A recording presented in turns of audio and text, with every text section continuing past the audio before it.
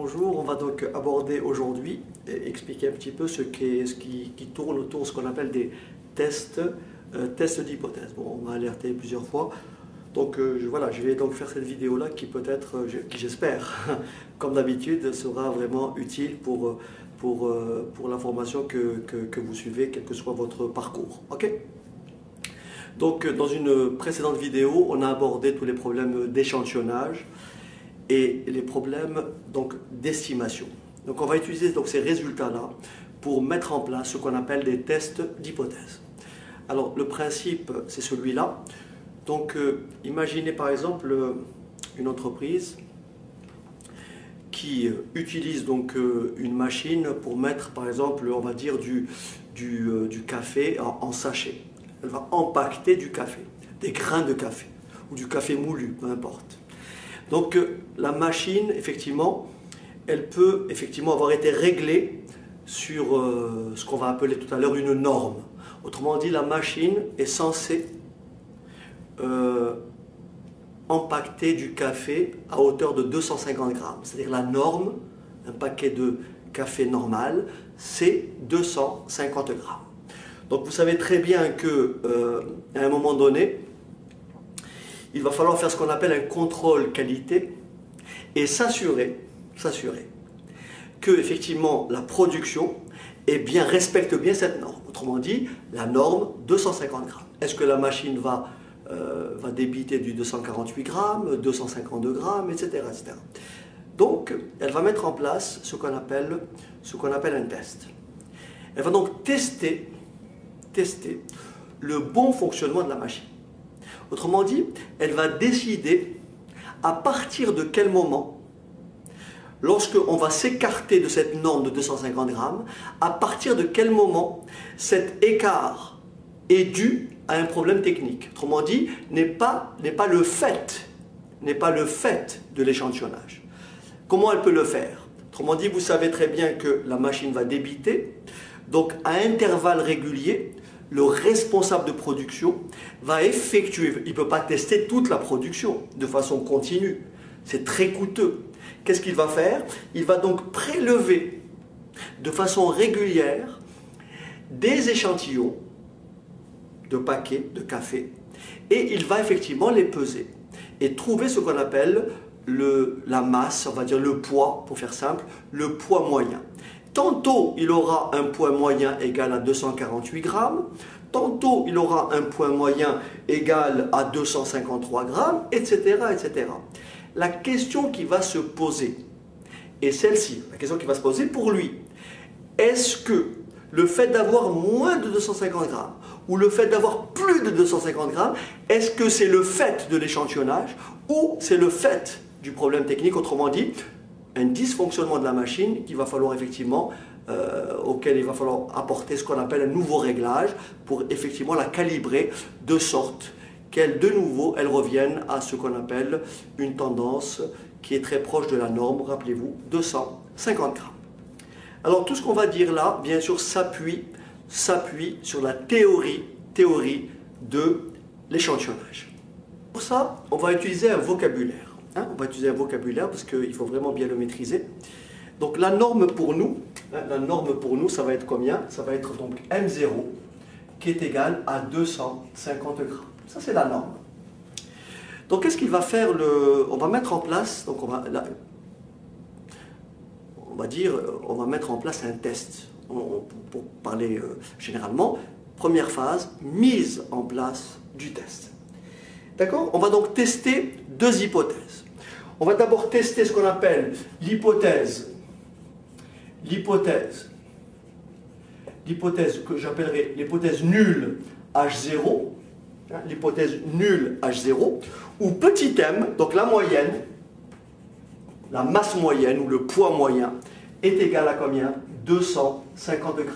D'accord? Donc ça c'est l'hypothèse nulle. Contre l'alternative que j'appellerai H1. Donc alternative, hypothèse, donc alternative que j'appellerai H1 avec M différent de 250 grammes. Donc M0 plutôt M égale 250 grammes. Donc là, l'unité, je peux effectivement l'occulter et écrire M égale 250 contre l'alternative H1, M différent de 250. L'objectif cette fois-ci, c'est effectivement de déterminer, d'accord, de comparer donc la moyenne obtenue, la moyenne obtenue, à ce qu'on appelle la norme, qui est de combien? 250 grammes. Autrement dit, est-ce que la moyenne obtenue répond à la norme attendue? C'est ce qu'on appelle, on va donc mettre en place ce qu'on appelle un critère de décision. On va déterminer un intervalle, d'accord, que l'on va considérer comme ce qu'on appellera une zone d'acceptation. Autrement dit, si la moyenne obtenue, si elle est dans l'intervalle, on va donc effectivement accepter H0. On va donc considérer que tout est normal. Si la moyenne obtenue, quand je parle de la moyenne, c'est la fameuse moyenne que j'ai obtenue à l'aide d'un prélèvement. J'ai prélevé des échantillons de taille, on verra tout à l'heure, de taille suffisante, parce qu'on a expliqué dans la théorie d'échantillonnage que la taille minimale de l'échantillon doit être de 30. Donc pour des raisons de calcul, je vais prélever des échantillons de taille 100.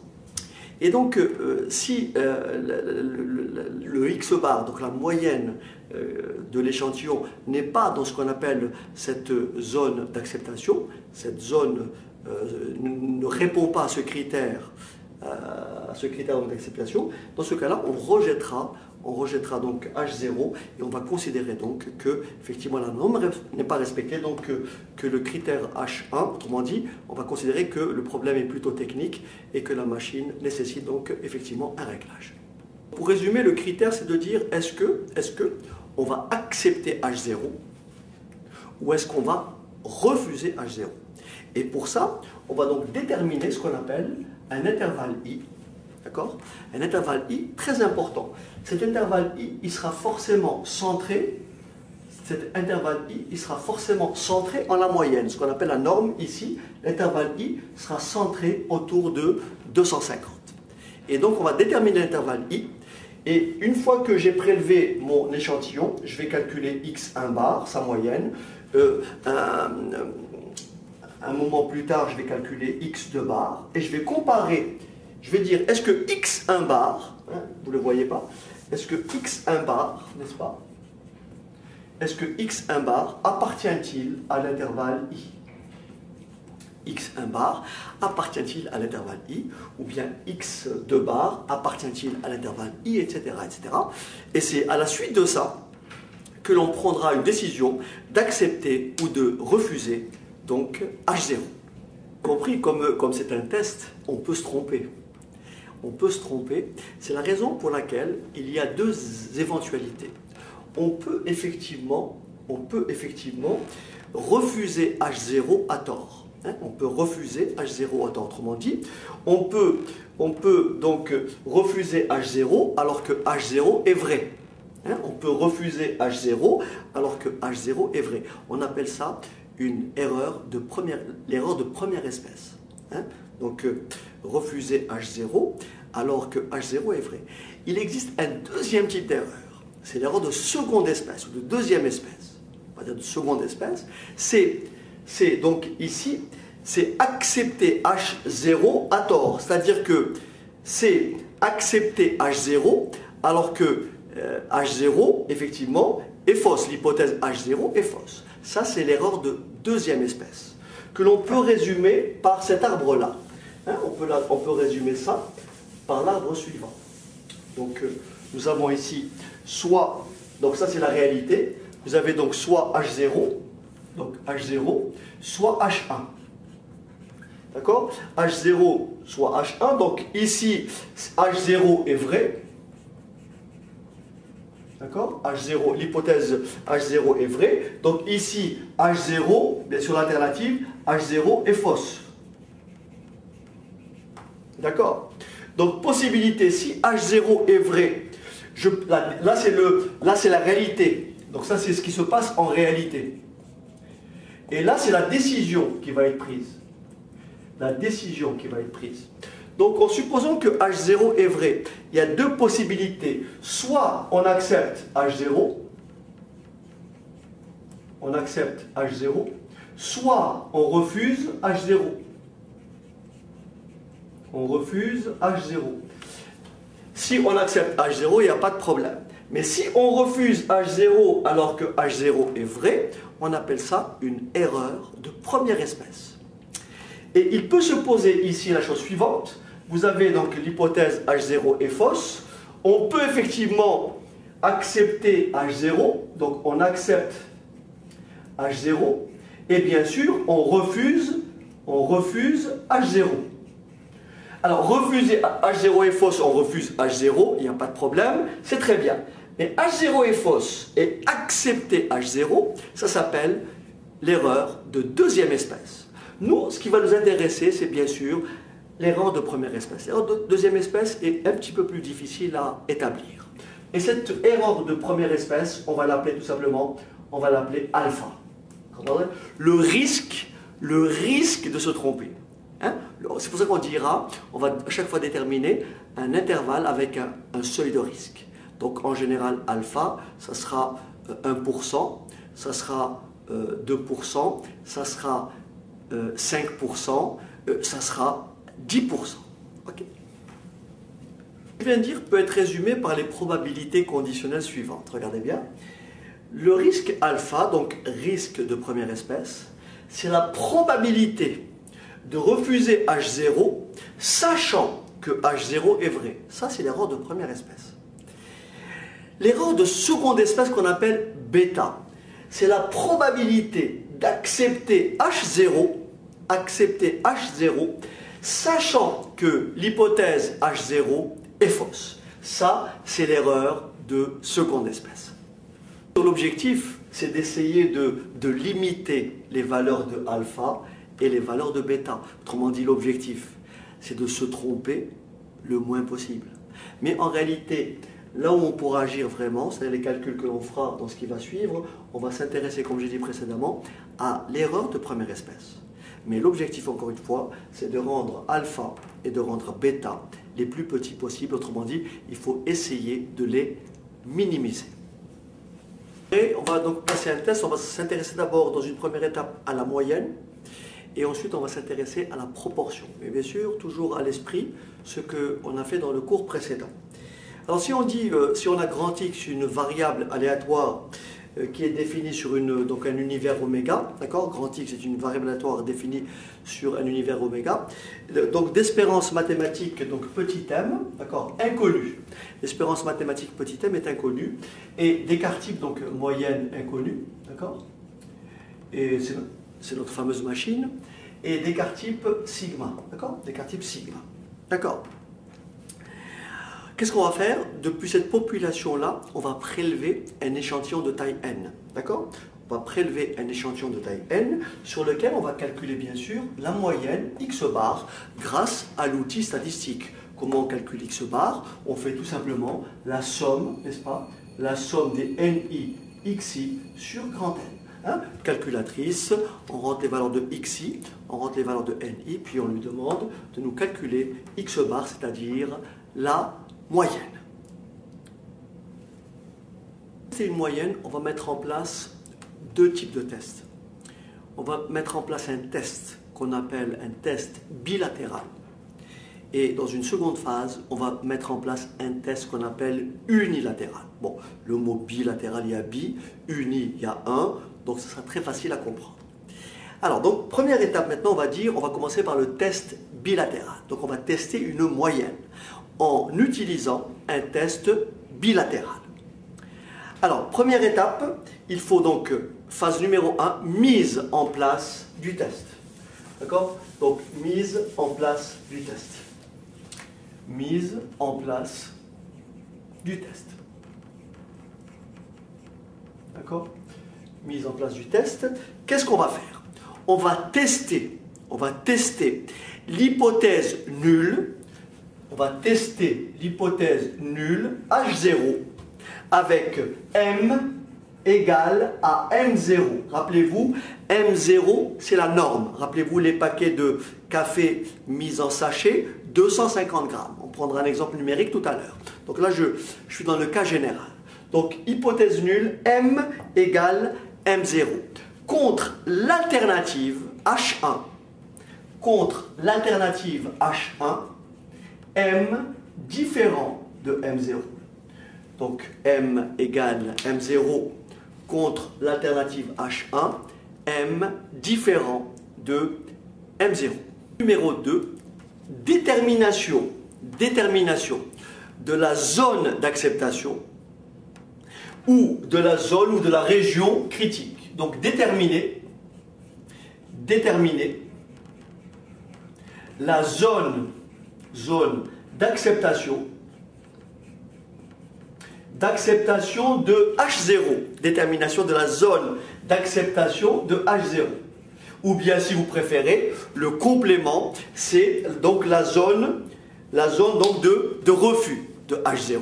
Donc, déterminer la zone d'acceptation de H0.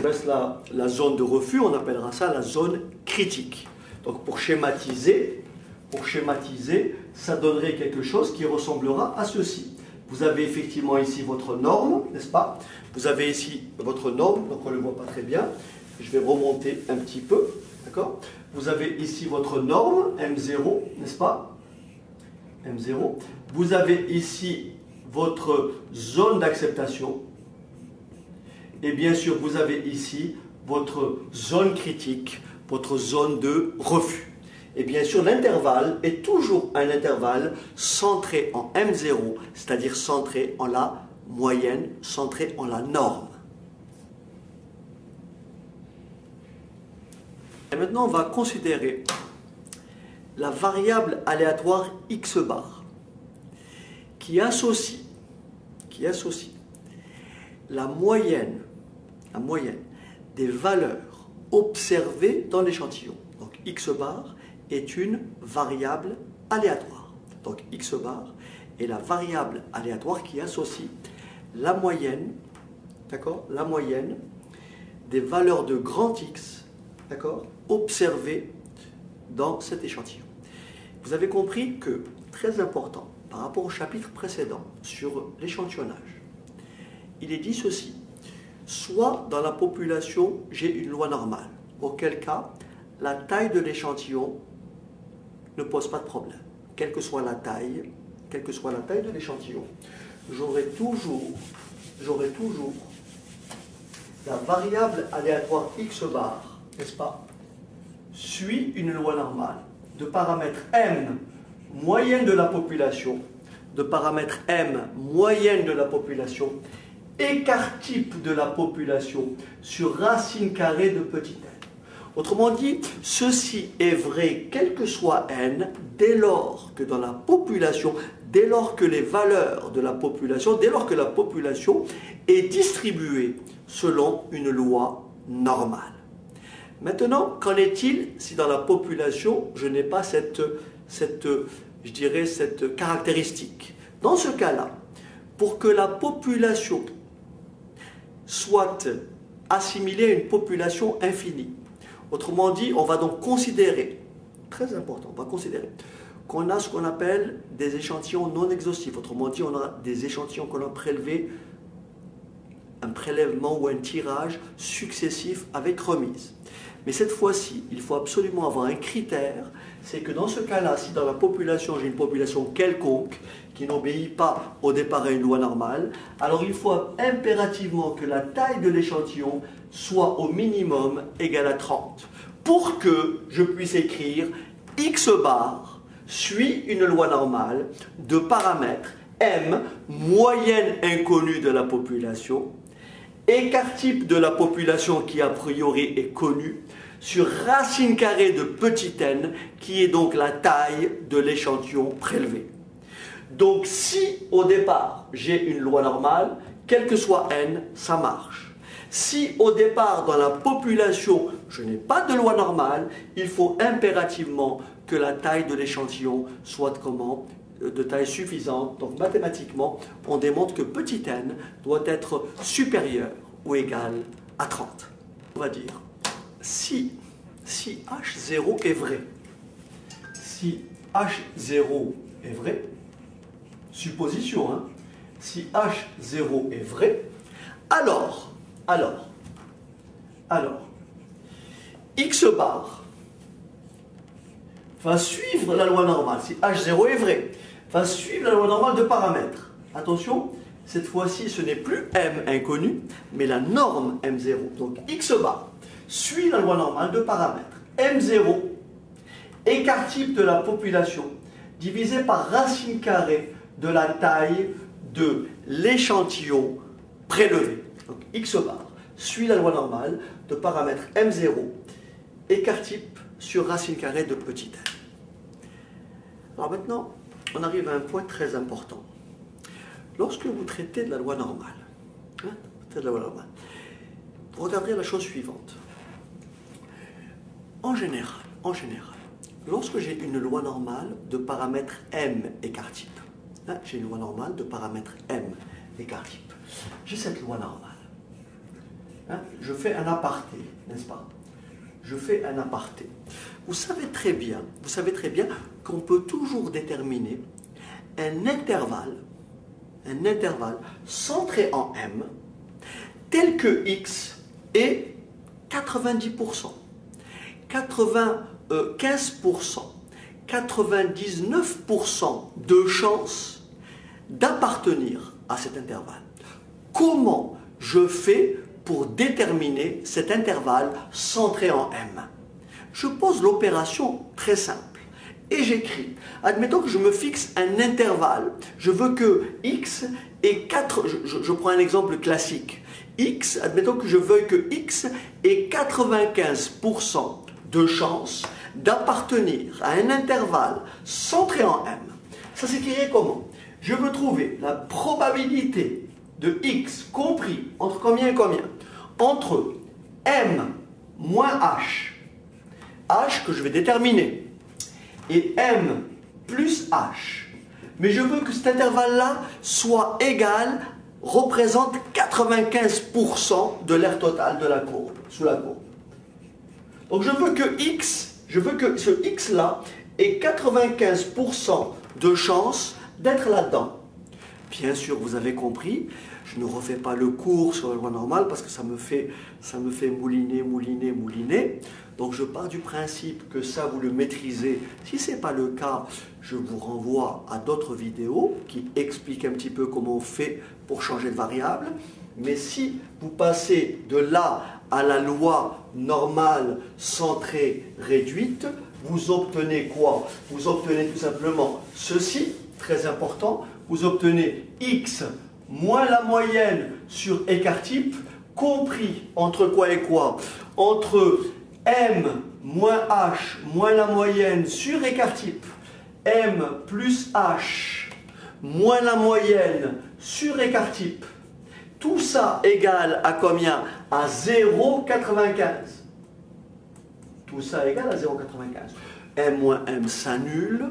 M moins m s'annule. Cette variable-là, je l'appelle t. C'est la loi normale, c'est la variable aléatoire qui suit la loi normale centrée réduite. Donc la loi normale de paramètre 0,1. Donc là, je remplace t. Et là, qu'est-ce que j'obtiens? Moins h sur écart type plus h sur écart type égale à 0,95. Égale à 0,95. Alors, très rapidement, parce qu'il ne faut pas être très long, là vous avez un intervalle cette fois-ci centré en 0. P de t compris entre moins a et a, on l'a fait plusieurs fois. Ça fait tout simplement 2pi de moins h sur écart type moins 1 égale 0,95. Vous voulez isoler, attention, je veux trouver petit h. Rappelez-vous, je veux trouver de combien je m'écarte de part et d'autre de m. J'ai fait m moins h, j'ai fait m plus h. Je veux le déterminer en général si je veux que x ait 95% de chance d'être dans l'intervalle que je m'étais fixé préalablement. Alors, regardez, là je passe le moins 1 de ce côté, ça fait plus 1. Je divise par 2, ça fait donc 1,95 divisé par 2, ça vous fait pi 2, pardon, c'est pas pi 2 moins h, mais c'est pi 2, 2pi de h sur écart type, donc h sur écart type, d'accord?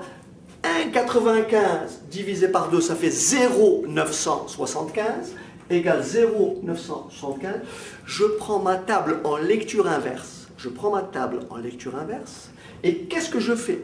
J'écris, je lis dans ma table la probabilité, la valeur de t, de petit t, qui me renvoie cette valeur de 0,975. Je vous invite à regarder et vous allez trouver que c'est 1,96. Qu'est-ce qui me renvoie 0,975? C'est tout simplement 1,96. Donc c'est pi de 1,96 qui va me donner 0,975. Et donc vous avez compris, ça veut dire que h, est-ce que j'ai de la place? Non. Donc je réécris un petit peu ici. D'accord? Donc ici, j'ai quoi? J'ai h sur écart type est tout simplement égal à 1,96. Ce qui veut dire que petit h est tout simplement égal à 1,96. Petit h est tout simplement égal à 1,96 écart type. Autrement dit, vous êtes sûr que si vous avez une loi normale de moyenne petit m, si vous faites m moins 1,96 écart type et vous faites m plus 1,96 écart type, vous allez toujours trouver une probabilité de 0,95. D'accord? Un intervalle centré en m tel que la probabilité que x soit compris entre deux valeurs, m étant au milieu, pour que cette valeur-là, pour cette probabilité-là soit de 95%, alors il faut s'écarter de 1,95 écart type. Donc de façon générale, qu'est-ce qu'on retient? On retient que je peux à tout moment calculer, ceci. Je veux trouver de combien d'écart type je m'écarte pour avoir, allez, on va dire 90%. Qu'est-ce que je vais faire? Je vais directement passer par la loi normale, centrée, réduite, et écrire P2 T compris entre moins A et A égale à 0,90. Ce qui veut dire 2pi de A moins 1 égale à 0,90. Ce qui veut dire pi de A égale 1,90 divisé par 2. 1,90 divisé par 2, ça fait 0,95. Je prends ma table en lecture inversée. Je lis la valeur de petit a. Ou la valeur de petit t. Si je veux remplacer petit a par petit t, il n'y a pas de problème. Donc je lis la valeur de petit t pour laquelle pi de t égale 0,95. Il se trouve que 0,95 n'est pas tabulé. 0,95 est compris entre deux valeurs. Entre entre 0,94 95 et 0,95 0,5. 0,94 95 et 0,95 0,5. Et si vous regardez bien, donc là il y a 1,64. Je parle vite, je n'ai pas de table sous les yeux. Là j'ai 1,65. Et vous remarquez par interpolation linéaire ou interpolation affine que le 0,95 est pile au milieu. Ce qui veut dire que la valeur de t que je cherche est pile au milieu entre 1,64 et 1,65, ce qui me donne tout simplement un petit t, n'est-ce pas? Un petit t égal à 1,645. Et je peux ainsi trouver n'importe quel intervalle centré en m tel que x est 90%, 95%, 99% de chances d'y être. Il suffit de poser quoi? Regardez bien. Il suffit de poser quoi? Et je vais revenir à mon écriture précédente. Tout à l'heure, le petit alpha, je l'ai appelé le seuil de risque. D'accord? Et donc, je vais considérer, je veux trouver un intervalle tel que x ou t est 1 moins alpha % de chance d'y être, donc j'écris petit t, égale à 1 moins alpha. Donc ça me fait 2 pi de t moins 1 égale à 1 moins alpha. Alpha égale à 5%, ça vous donnera un t égal à 1,96. Alpha égale à 90%, ça vous donnera un t égal à 1,80. Alpha égale à 90%, ça vous donnera un t égal à 1,645. alpha égale à 1%, c'est-à-dire là j'ai 0,99, 99% que t soit entre moins t et petit t, c'est moins t, hein, entre moins t et petit t, et là pareil, vous faites une interpolation, vous voyez que c'est pile au milieu, c'est je crois de mémoire, 2,700, est-ce que j'ai une table, non, j'ai pas de table, ok.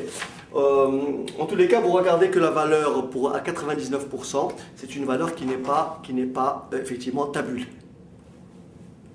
Regardez bien, c'est entre 2,57, je crois entre 2,57 et 2,58, ça fait 2,575. Donc c'est pile au milieu, comme exactement au même titre que 90% tout à l'heure. Donc ça c'est très très important pour déterminer la zone d'acceptation de H0.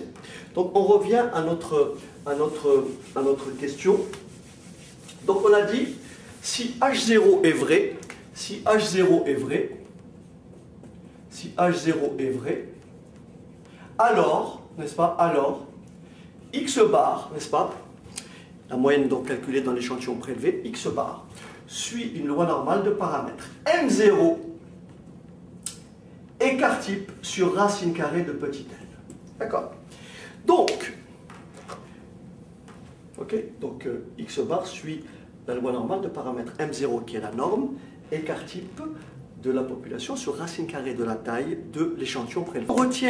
Si on retient un seuil de risque alpha, d'accord, pour faire notre test, si on retient un seuil de risque alpha pour faire notre test, la question est de savoir, on est sûr, d'après ce qu'on a écrit précédemment, que l'on peut écrire ceci, la probabilité que X bar soit compris. Alors ça c'est un intervalle centré en M0. Donc M0, n'est-ce pas, moins je dis moins T écart type. Moins T écart type. Rappelez-vous, si alpha égale 5%, T égale 1,96. Si alpha égale 10%, T égale 1,645. Si alpha égale 1%, T égale à 0,575. D'accord? Donc on va écrire intervalle centré en M0 moins T écart type. T écart type bien sûr c'est celui-là. T écart type. De l'autre côté M0 plus T écart type. Et bien sûr, comment on fait un test avec un seuil de risque de combien de alpha, on va donc écrire égal à 1 moins alpha. Donc je répète, si alpha égale 0,05, alors T égale 1,96. Si alpha égale 0,1, alors T égale 1,645. Comment je fais pour retrouver ce lien? En posant tout simplement l'opération, 2pi de t moins 1, d'accord? 2pi de t moins 1 égale à 1 moins alpha. Hein? Alpha égale 5%, ça vous donne ici 0,95, et quand vous passez de l'autre côté, ça fait 1,95, vous divisez par 2, ça fait 0,975, et vous prenez votre table à l'envers, et vous lirez que t est égal à 1,96. Donc, le alpha, bien sûr le t, est associé au, bien sûr, seuil de risque. Plus pratique, l'intervalle qui est là veut dire quoi? Ça veut dire que avant de prélever l'échantillon, je sais avec une probabilité de 1 moins alpha que la moyenne sera dans l'intervalle qui est indiqué ici. La moyenne, bien sûr, dans quel intervalle? L'intervalle que je peux recopier comme ceci, M0, n'est-ce pas, moins T écart type, bien sûr, et M0 plus T écart type. D'accord? M0 moins T écart type et M0 plus T écart type. Autrement dit, je sais que la moyenne de mon échantillon a 1 moins alpha a une probabilité de 1 moins alpha d'être là-dedans. Autrement dit, j'ai alpha chance, alpha, donc si je dis 5%, donc j'ai une probabilité de 0,05, effectivement, que la moyenne x bar ne soit pas dans l'intervalle que j'ai indiqué ici. Et bien cet intervalle, je vais l'appeler I, qui dépend de alpha. Cet intervalle, je l'appelle I, il dépend de alpha. Et bien ça sera la zone d'acceptation de H0. L'intervalle I, écrit ici, correspond à la zone d'acceptation de H0. Bien sûr, à l'extérieur, nous avons bien sûr la zone critique, c'est-à-dire la zone de refus de H0. Hein? Donc cet intervalle-là s'appelle la zone d'acceptation de H0. Bien sûr, comme je l'ai dit précédemment, j'ai supposé bien sûr que l'écart type de la population est connu. Hein? Je sais que la moyenne de la population n'est pas connue, d'accord? L'écart type de la population, j'ai supposé connu, c'est ce que j'ai pu écrire ici. Mais admettons que l'écart type de la population, admettons que la machine qui met du café donc en sachet, je ne connaisse ni sa moyenne, je connais sa norme, elle doit faire 250 grammes, n'est-ce pas? Mais je ne connais pas l'écart type. Dans ce cas-là, grâce à l'échantillon prélevé, je vais pouvoir remplacer cet écart type-là inconnu par son estimation ponctuelle qu'on appelle S. Rappelez-vous, l'estimation ponctuelle de l'écart type c'est quoi? S, c'est tout simplement l'écart type de l'échantillon, donc l'écart type que vous avez calculé à partir de l'échantillon prélevé, multiplié par racine carrée de petit n, taille de l'échantillon prélevé, sur bien entendu n moins 1. D'accord? Donc si l'écart type de la population n'est pas connu, vous le remplacez par son estimation ponctuelle. Donc maintenant je résume les étapes parce qu'il y a une troisième étape. Donc je résume les deux premières étapes parce qu'on les a oubliées. Donc première étape, mise en place du test. Hein, mise en place du test. Ça veut dire quoi la mise en place du test? C'est si, alors, donc H0 est vrai si M égale M0. Contre l'alternative H1, M différent de M0. Deuxième étape, détermination de la zone d'acceptation de H0. Détermination de I alpha. D'accord? Détermination de cette zone d'acceptation de H0. Et troisième étape, critères de décision. Critères de décision. Troisième étape, critères de décision. Alors, qu'est-ce qu'il dit? Critères de décision.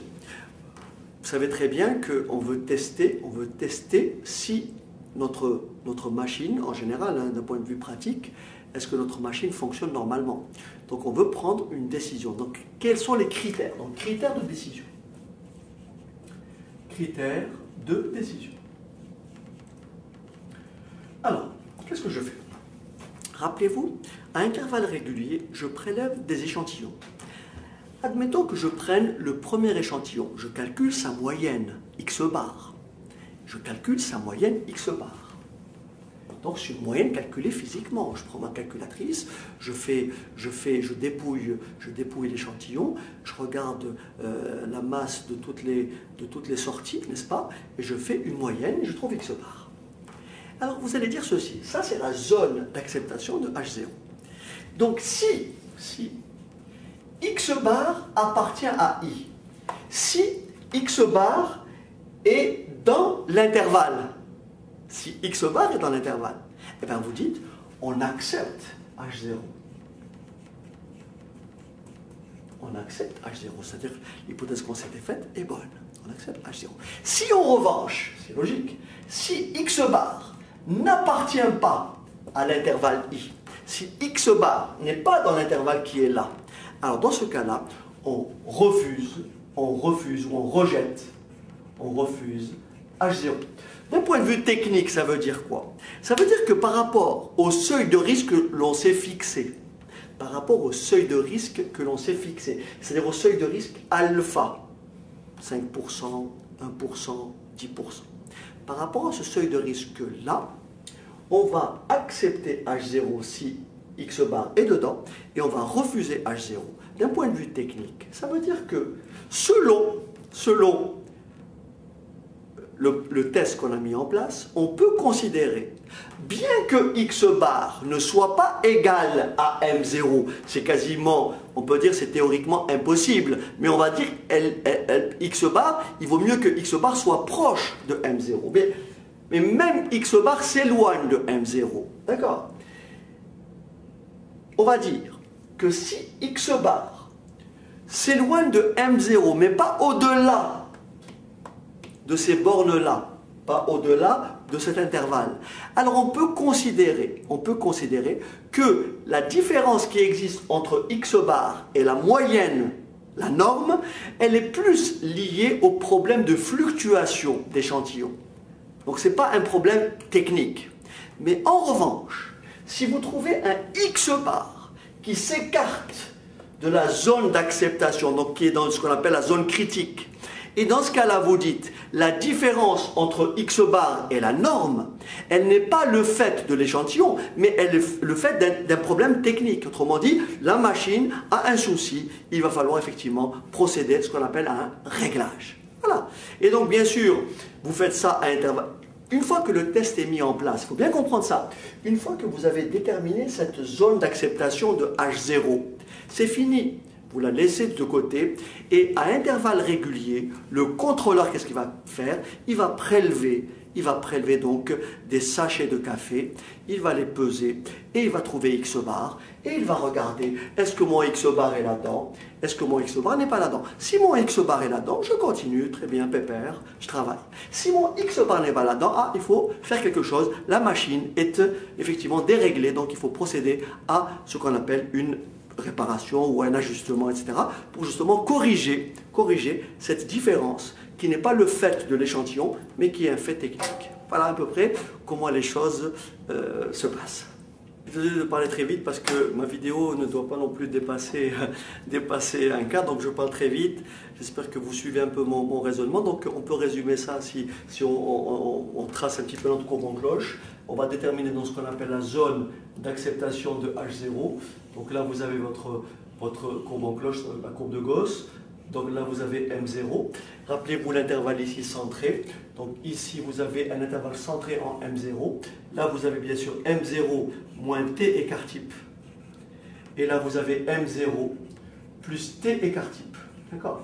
M0 moins T écart type et M0 plus T écart type. Donc pour faire simple, que les choses soient très claires, si là je veux, donc ça c'est la zone d'acceptation, ça c'est la zone d'acceptation de H0, ça c'est ce qu'on appellera la zone critique. Donc si je dis alpha par exemple égal à 5%, ça veut dire que là j'ai 2,5% de l'air total et là j'ai 2,5% de l'air total. Si je dis alpha égale 10%, donc là j'ai 0,5 et là j'ai 0,5, autrement dit 5%, 5%. Donc zone critique et zone d'acceptation. Donc si là je prends par exemple 95%, et bien mon T serait égal à 1,96. Si là je prends 90%, et bien mon T serait égal à 1,645. Si là je prends 99%, et là mon T serait égal à 2,575. Donc ça il faut bien avoir en tête le schéma, le seuil de risque 1%, T 2,575. Le seuil de risque de 10%, T 1,645. Le seuil de risque de 5%, T égale 1,96. On va prendre un exemple numérique très rapidement parce que je pense que la vidéo risque d'être trop longue.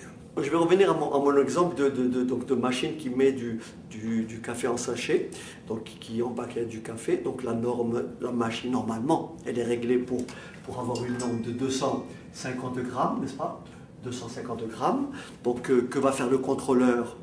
Il va prélever, je donne des exemples assez simples pour que les calculs soient rapides. Il va prélever des échantillons à intervalles de temps réguliers. Il va prélever des échantillons de taille 100, donc petit n égale 100. Donc il va calculer son premier échantillon. Il va trouver, admettons, 249 grammes, 249,2 grammes. un peu plus tard, un mois après, il prélève un autre échantillon. Mais en réalité, quand je dis un mois après, je prends un exemple, puisqu'il va prendre une décision après chaque passage. Hein. Donc un peu plus tard, il va prélever donc, un autre échantillon de sang et va trouver une moyenne de 254,3 grammes. Donc vous avez compris, les valeurs qui sont là, s'écartent de la norme. Voilà, s'écartent de la norme. La question est celle-ci. Est-ce que cette différence-là par rapport à la norme, par rapport à ce qui est attendu, est-ce que cette différence est le fait de... Est-ce qu'elle est liée aux fluctuations, liées à l'échantillonnage? Parce que quand vous prélevez un échantillon d'un échantillon à l'autre, il y a des valeurs différentes. Est-ce que cette différence, elle est le fait de l'échantillonnage ou est-ce qu'elle est le fait de la machine? D'accord? Et c'est pour ça qu'on va mettre en place un test dans lequel on va définir ce qu'on appelle une zone critique ou un seuil de risque. On va prendre un seuil de risque très simple. On va prendre un seuil de risque de combien? 5%. On va donc tester la machine pour savoir si effectivement la machine doit être réglée ou pas réglée selon les moyennes trouvées. Mais qu'est-ce qui me manque? Là, j'ai dit la moyenne, c'est la norme. La machine, bien sûr, je ne sais pas en réalité quelle est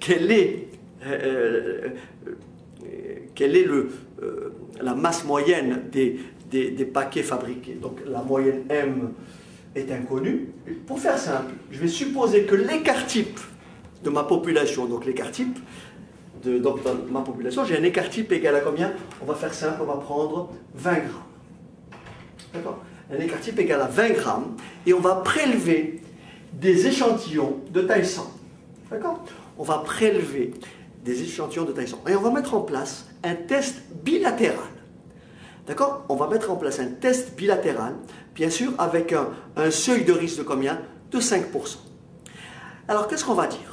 Première étape, mise en place du test. Étape numéro 1, mise en place du test. Première étape, vous dites, si H0 est vrai, alors,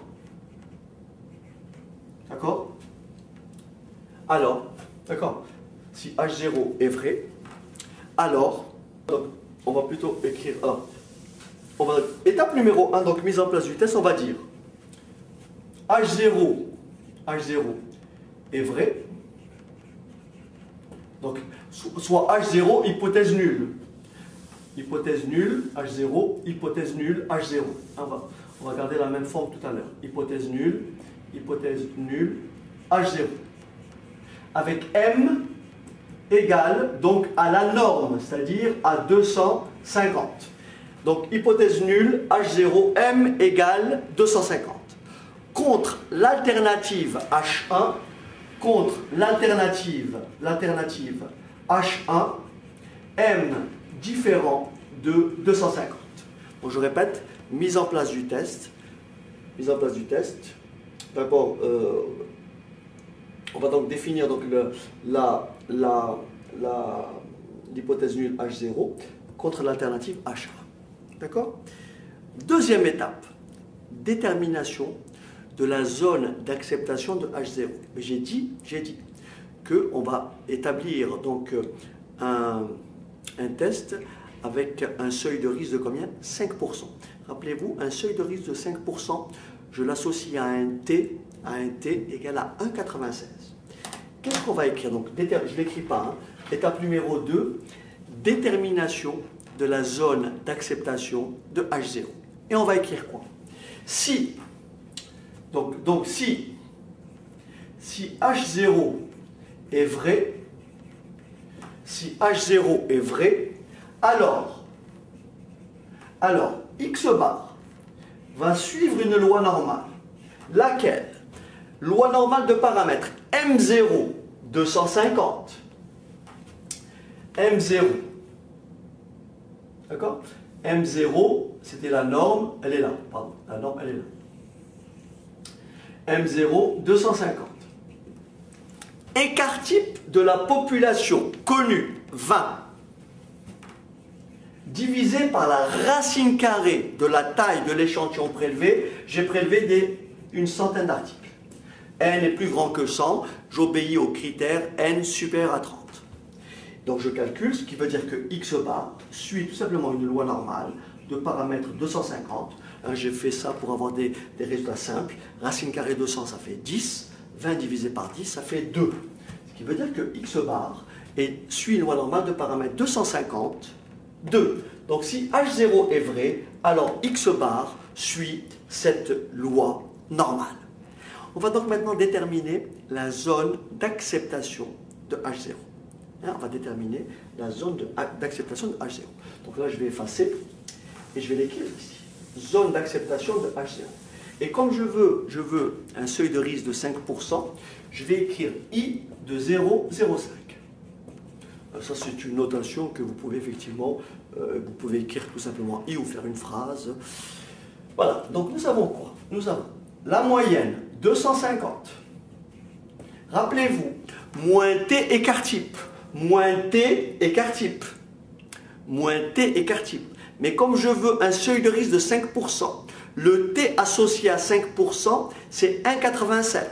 Donc je vais écrire 250 moins 1,96 que multiplie 2. 250 plus 1,96 que multiplie 2. Alors là, j'ai fait les calculs. Ça me donne donc I alpha I 0,05. Alors, égal à 246,08, j'espère ne pas m'être trompé, 246,08, et bien sûr la borne supérieure, 253,92. D'accord? Donc ça, c'est la zone d'acceptation de H0. Ça, c'est la zone d'acceptation de H0. Ok? Donc, première étape, mise en place du test. Hypothèse nulle, H0, donc M égale la norme 250. Contre l'alternative H1, M différente de 250. Deuxième étape, détermination de la zone d'acceptation de H0, que je détermine grâce au seuil de risque selon que j'ai alpha égale 5%, 1%, 10%, etc. Là, j'ai pris un seuil de risque de 5%, donc j'ai trouvé la zone d'acceptation de H0 est comprise entre là et là. Rappelez-vous maintenant, il faut prendre ce qu'on appelle les critères de décision. Question. Question. J'ai prélevé un échantillon, le premier échantillon. Il fait combien? 249,2. Question. Donc là, troisième étape. Critères de décision. Alors je dis, si x bar appartient à I, alors on accepte H0. Si x bar n'appartient pas à I, alors on refuse H0. Alors on refuse H0. Alors regardez bien, x bar le premier, c'est 249,2. Est-ce que 249,2 appartient à l'intervalle 246,08, 253? La réponse est oui. Ça veut dire que dans la première semaine où l'échantillon a été prélevé, on a considéré que la machine était bien réglée. Pourquoi? Parce que x bar, x1 bar, appartient à I. Autrement dit, la différence qui existe entre la moyenne trouvée par le calcul et la norme, elle n'est pas le fait de la machine, mais elle est le fait dû aux fluctuations d'un échantillon à l'autre, au problème de fluctuation d'échantillonnage. Un mois après, on a calculé x bar et on a trouvé 254,3. Est-ce que 254,3 est dans l'intervalle? La réponse est non. Ça veut dire que cette fois-ci, x2 bar n'appartient pas à l'intervalle I, donc on refuse H0. Autrement dit, on va considérer que la machine, effectivement, a un souci qu'il va falloir effectivement corriger. Voilà comment ça se place. Donc, en 3 étapes. 1. Mise en place du test. 2. Détermination de la zone d'acceptation de H0. 3. Critères de décision. Ça, c'est pour un test que je viens de faire bilatéral, puisque la zone d'acceptation est au milieu et la zone critique est de part et d'autre. C'est pour ça qu'il y a bilatéral. Alors que, on va voir tout à l'heure, un test unilatéral, ça se trouve, la zone d'acceptation est d'un côté et la zone de critique est de l'autre côté. C'est pour ça qu'on dit unilatéral. On va maintenant mettre en place un test unilatéral. Cette fois-ci, on est toujours dans la même problématique. Nous avons donc des sachets de café dont la norme est 250 grammes, écart type, n'est-ce pas, de la population, donc 20 grammes, n'est-ce pas? Cette fois-ci, on va se placer, tout à l'heure on était du côté de l'industriel, maintenant on va se placer du côté du client, celui qui reçoit les paquets. Le client aussi, il va essayer de tester si la livraison qu'on lui fait, d'accord? Il va tester, il va pas peser les 4000, les 5000 les 5000 paquets de café qu'il reçoit régulièrement. Il va, à intervalles de temps réguliers, prélever des échantillons. Donc je vais supposer qu'il prélève, comme tout à l'heure, 100 paquets. D'accord? Donc il va calculer la moyenne de l'échantillon prélevé. Okay? La question qui va se poser, il va se dire, lui en tant que client, il va se fixer une norme. Il va dire, je vais considérer la livraison comme normale dès lors que la masse moyenne ne soit pas inférieure à une valeur. Donc il va se fixer un seuil. Autrement dit, le client, lui, il va faire ce schéma-là. Il va se dire, ça c'est ma norme. Ça c'est ma norme. Je vais trouver donc ce qu'on appelle une zone critique. Donc je vais trouver ici une valeur, grand M, d'accord? Et je vais considérer comme mauvais toute livraison qui va révéler une moyenne inférieure à grand M. Voilà. Donc il va lui déterminer sa zone critique. Admettons que la moyenne ici soit de 250 grammes, pour faire simple. Ça c'est la norme.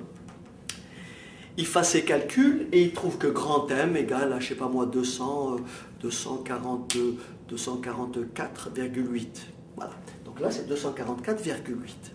Ça veut dire que s'il reçoit une livraison, s'il prélève son échantillon, il pèse donc ses 100 paquets et il trouve une valeur inférieure à 248 qu'on avait cité précédemment, dans ce cas-là, il va considérer que la livraison n'est pas normale. Autrement dit, parce que sa valeur est inférieure à 1.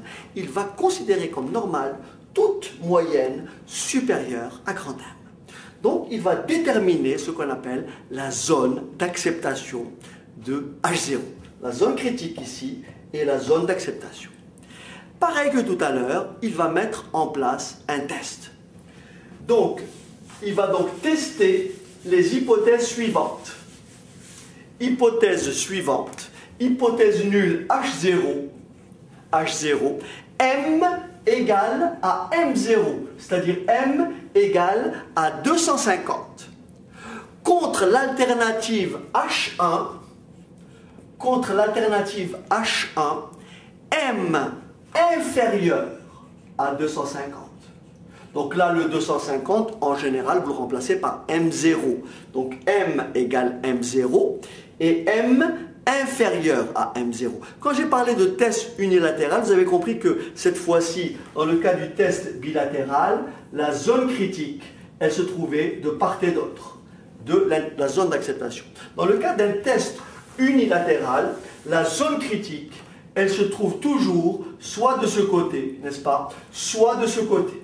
D'accord? La zone critique se trouve toujours soit à gauche, soit à droite. Dans ce cas-là, on parle d'un test unilatéral. Il est bilatéral lorsque nous avons effectivement la zone critique de part et d'autre de la zone d'acceptation. Ok? Tout à l'heure, donc il va recevoir sa livraison, il va donc calculer x1 bar, comme on l'a fait tout à l'heure, il va calculer x2 bar. Admettons que x1 bar, on prend les mêmes valeurs que précédemment. x1 bar égale 249,4, x2 bar égale 254,3, etc. D'accord? Bon, il calcule et il trouve x1 bar, x2 bar. Bon, on va dire, première étape, donc on va mettre en place le test. Donc mise en place du test, on a dit hypothèse nulle H0 M égale 250 contre l'alternative H1 M inférieur à 250. Et on va dire ceci. Si H0 est vrai, hein, si H0 est vrai, comme tout à l'heure, si H0 est vrai, si H0 est vrai, alors X bar suit la loi normale de paramètres. Pareil. Paramètre combien? 250, la norme. Écart type de la population, 20, sur racine carrée de la taille de l'échantillon prélevé. Donc, on retrouve ce qu'on a vu tout à l'heure. Encore une fois, ces calculs, ils ont le mérite d'être simples. Donc, X bar suit la loi normale de paramètres 202. Alors, attention, on va déterminer donc, la zone d'acceptation de H0. Autrement dit, je vais me fixer un seuil. Je vais prendre un seuil, allez, un seuil de 10% pour changer. D'accord? Je vais prendre un seuil de 10%. Autrement dit, je vais considérer quoi? Ou un seuil de risque de 5%. Cette fois-ci, je n'ai pas 2,5%, 2,5%, j'ai 5%. Allez, on va prendre 5%. Qu'est-ce que ça veut dire? On va donc écrire ceci. Il faut trouver donc là, est-ce que j'ai de la place? Voilà. Donc ici, regardez bien. Ici, je veux trouver une valeur M, vous voyez, une valeur M, 250. Je veux trouver la valeur de grand M pour que cette R-là soit égale à 0,05. Autrement dit, la probabilité, là c'est pour déterminer, c'est la première étape, deuxième étape, détermination de la zone d'acceptation de H0. Donc P2, X bar, plus petit que M, d'accord, plus petit que M, est égal, alors bien sûr je me fixe un seuil de risque de 5%, égal à 0,05. Je passe par la loi normale centrée réduite, ça me fait P de T compris. Alors, M moins la moyenne, M moins 250, sur écart type, égale à 0,05. Donc, P de T plus petit que 1 moins 250 sur 2 égale 0,05. Je vais effacer au-dessus parce que je n'ai pas de place. D'accord? Et ça me donne pi 2. Alors, pi 2, M moins 250 sur 2 égale 0,05. Là, bien sûr, je me place en lecture inverse de la table.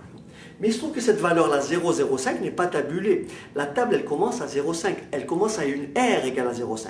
Ça veut dire que forcément, ce qui se trouve là est forcément comment? Négatif. D'accord? Donc, voilà ce que je vais dire. Je sais que pi de t, quel que soit t, hein, tout ça est dit dans notre vidéo, pi de t, c'est 1 moins pi de moins t, ou pi de moins t, c'est 1 moins pi de plus t. Donc pour pouvoir lire dans la table, comme cette valeur-là est négative, je vais la rendre positive en prenant son opposé. Et donc je vais faire 1 moins pi. L'opposé de m moins 250, c'est 250 moins m sur 2 égale à 0,05. Je passe le 1 dans l'autre membre, autrement dit je rajoute moins 1 de chaque côté, ça m'élimine ici le 1, ça me fait ici moins 0,95, j'ai moins 0,95 et moins, ça me fait donc pi de 250 moins m sur 2 égale à plus 0,95. Là, je me place en lecture inverse. 0,95 n'est pas tabulé. Il est entre 0,9495 et 0,9505. Comme il est pile au milieu, 0,9495 c'est 1,64. 0,9505 c'est 1,65. Le milieu de l'intervalle 1,64, 1,65 c'est 1,645. Donc en lecture inverse, qu'est-ce que j'obtiens? J'obtiens tout simplement pi de 250 moins m sur 2 égale pi de 1,645. D'où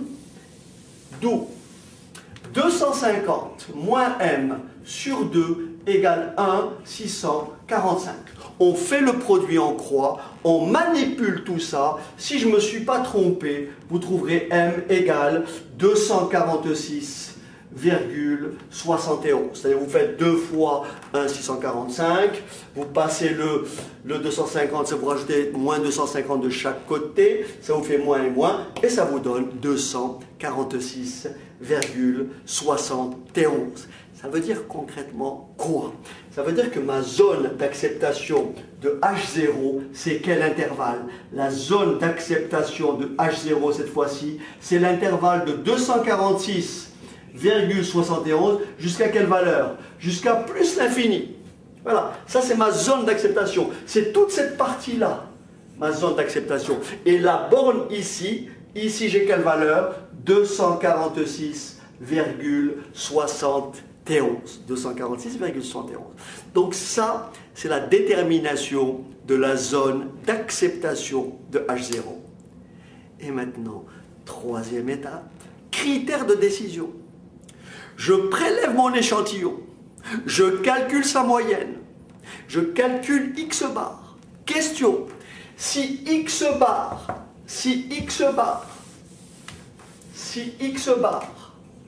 appartient à I005, on accepte H0. C'est-à-dire on va considérer que la livraison est normale. Elle respecte la norme selon nos critères. Si X bar n'appartient pas à I005, là on refuse H0, on appelle le fournisseur pour lui dire votre livraison effectivement ne respecte pas la norme qu'on s'est effectivement fixée. Voilà comment fonctionne un test unilatéral. Mais attention ici, je n'ai pas pris d'exemple. Hein. Il suffit de prendre une valeur, vous pesez, vous faites une première vérification la première semaine, vous trouvez 242,8 grammes, paf, vous lui retournez, 248,2, paf, vous l'acceptez puisque 248 est là-dedans.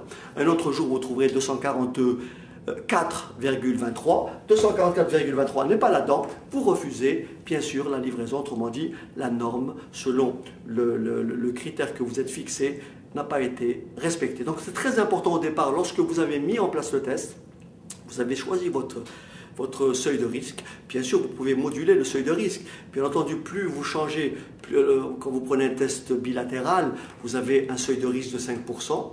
Forcément, si vous ramenez le seuil de risque de 5% à 1%, vous élargissez la zone d'acceptation. Donc vous avez plus de chances d'accepter H0 puisque vous avez élargi la plage. Plus vous réduisez, plus vous augmentez le seuil de risque, plus vous réduisez la zone d'acceptation et plus vous avez de chances de refuser H0.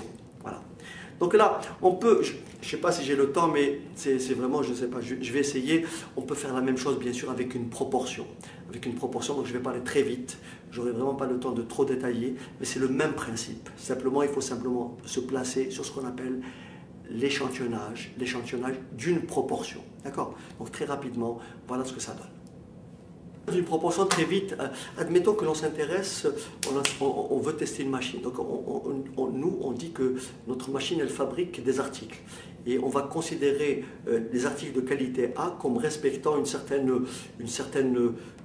mesure, par exemple. Donc on va estimer, par exemple, on veut savoir si on veut tester donc, la proportion d'articles de qualité A dans la production que l'on a au départ. Donc pareil, mise en place du test, on va donc fixer l'hypothèse nulle H0, P égale à P0. On va dire que nous, dans notre production, on veut 40% d'articles de qualité A. Ça veut dire que P0, c'est 0,4. D'accord? Contre l'alternative H1, bien sûr, P différent de P1. P différent de P0. Autrement dit, l'alternative, la production n'est pas effectivement, ne respecte pas les critères de 40%. D'accord? D'après l'échantillonnage d'une proportion, qu'est-ce qu'on a dit? Donc ça, c'est la mise en place du test. Deuxième étape, détermination de la zone d'acceptation de H0. Qu'est-ce qu'on a dit lors de la distribution d'échantillonnage des proportions? On a dit que lorsqu'on prélève des échantillons de taille petit n, toujours n plus grand que 30, si n n'est pas plus grand que 30, si nous avons une loi normale dans la population initialement, etc., etc. Donc on va se placer dans le cas où petit n est supérieur à 30. Dans ce cas-là, j'appelle grand F, la variable aléatoire qui associe le pourcentage d'articles le pourcentage d'articles possédant le caractère choisi dans l'échantillon prélevé. Nous avons que grand F suit une loi normale de paramètres, petit p, racine carrée. Donc petit p, c'est la proportion observée dans la population. Proportion inconnue. Et multiplié par racine carrée de PQ. Rappelez-vous, PQ, j'écris P, 1 moins P, sur petit n. Voilà ce que dit la distribution d'échantillonnage des proportions. Donc grand F suit cette loi normale. Donc on va dire pour déterminer la zone d'acceptation de H0. Encore une fois, là il est question d'un test bilatéral.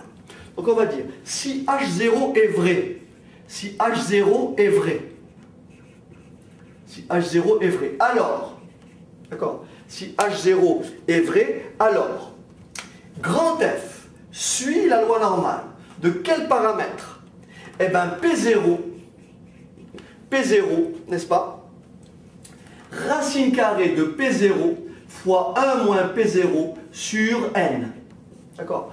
Donc P0, par exemple, si P0 c'est 40%, donc grand F suit la loi normale de paramètre 0,4. Racine carrée de 0,4 que multiplie 1 moins 0,4 sur 100, puisque petit n est égal à 100. Donc on va déterminer la zone d'acceptation de H0, comme on l'a fait tout à l'heure. Comment je vais faire? Eh bien, je vais écrire ceci. Je vais tout simplement écrire, alors, si on prend un seuil de risque alpha, un seuil de risque alpha, donc je vais écrire I de alpha. Ben, I de alpha serait égal à quoi? Tout simplement à P0 moins T écart type. À P0 moins T écart type. P0, 1 moins P0 sur N, n'est-ce pas? Et bien sûr, P0 plus T écart type. 1 moins P0 sur N. Voilà la zone d'acceptation de H0.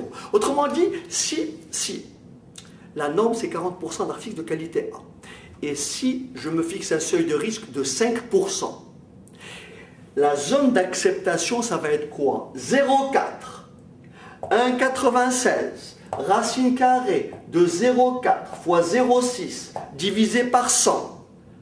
0,4 plus 1,96, racine carrée de 0,4 fois 0,6, le tout divisé par 100. Et je vais trouver I alpha. Donc ça, c'est ma zone d'acceptation de H0. Troisième étape, critère de décision. Troisième étape. Critères de décision.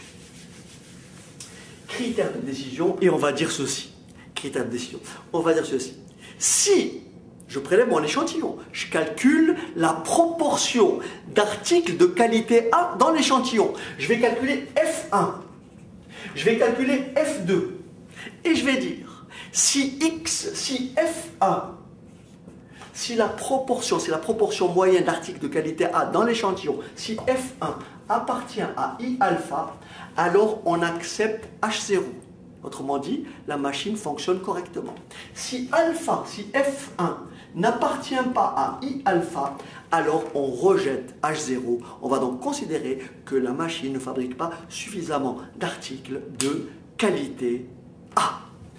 Et donc, bien sûr, ça se traduit graphiquement par exactement la même courbe en cloche. La même courbe en cloche. Vous avez ici la norme P0, n'est-ce pas? Vous avez la norme P0. Là, vous avez P0 moins T écart type. Je ne vais pas réécrire tout ça. Et là, vous avez P0 plus T écart type. Bien sûr, l'écart type, c'est ce qu'il y a écrit ici. Alors là, je l'ai fait avec un test bilatéral.